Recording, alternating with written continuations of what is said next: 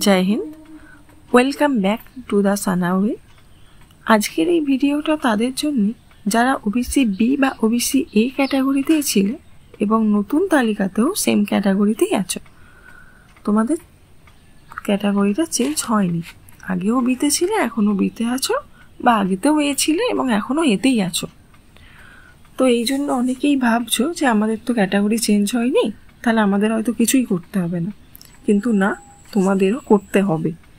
কি করতে হবে সেটাই WBPRB তাদের নোটিশে বলে দিয়েছে। তারা তাদের নোটিশে বলেছে, তোমরা সেটা দেখতেই পাচ্ছ, যে কি those who confirm their subcaste through the given link will be treated as OBC A or OBC B.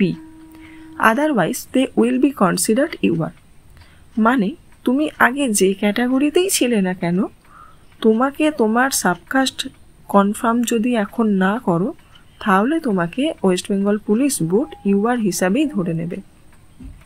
তো নিজের সাবকাস্ট আপডেট কিভাবে করবে সেটা এই WBPRB অফিসিয়াল দ্বারা প্রোভাইড করা লিঙ্কে যেতে হবে।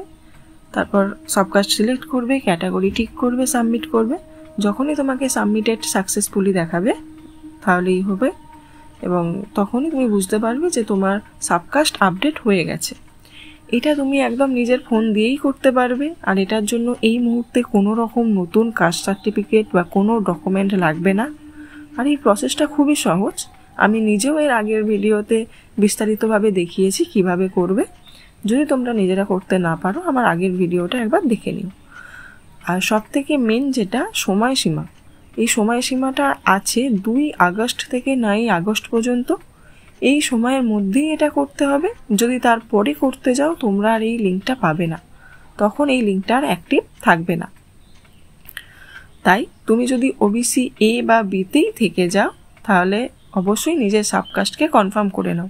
এটা একদমই সিম্পল স্টেপ, কিন্তু ভবিষ্যতে তোমাকে বড় প্রবলেম থেকে বাঁচাবে। এটা আবারও আমি বলছি, আগের ভিডিওতেও বলেছিলাম, তাও অনেকে মনে কনফিউশন ছিল কারা করবে।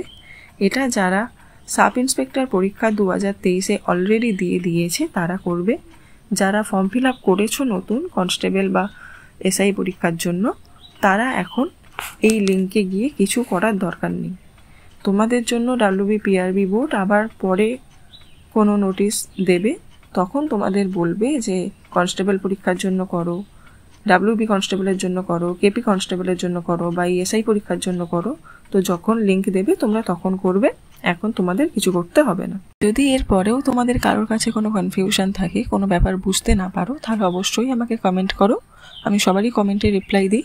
আর অবশ্যই সবাই চ্যানেলটিকে সাবস্ক্রাইব করে রাখো এবং এই ভিডিওটিকে লাইক করে বন্ধুদের সাথে শেয়ার করে দাও। ধন্যবাদ।